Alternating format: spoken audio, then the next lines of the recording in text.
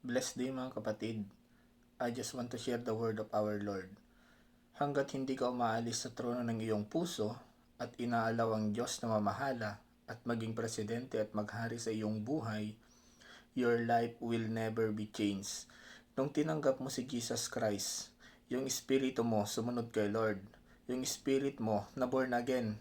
Pero minsan, yung soul natin hindi sumusunod agad. Ano ba yung soul natin? Yan yung mind and yan yung heart natin. Kaya napapansin nyo, gusto ng espiritu, ayaw ng puso.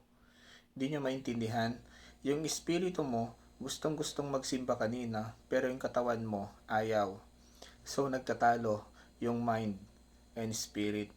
Nagkatalo minsan yung puso mo. Kasi gustong-gusto mo yung lalaking ito, pero ang sabi ng espiritu, ang sinasabi, mali.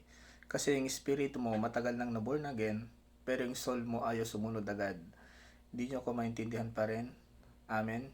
Yung espiritu mo, sabi huwag kainin yung cake na yan. Pero ang sabi ng emosyon mo at ng puso mo, favorite mo yan. So nagkakaroon ng pagtatalo. Kasi nga yung intent ng Diyos at ang intent natin, minsan hindi magkasundo. Pero sino bang masusunod pag nasa kingdom ka? Si Lord.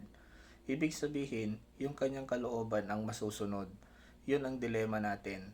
Kasi minsan nire-recognize natin si Jesus bilang King, pero siya nga ba talaga ang King ng ating buhay? O ikaw talagang nakupo sa trono ng iyong puso? Kapag ang Diyos ang inalaw mong mamahala, maging presidente at maghari sa iyong buhay, at kapag sumunod ka sa kanyang kalooban, isa lang po ibig sabihin nun. Your life will totally change. Purihin ng Panginoon.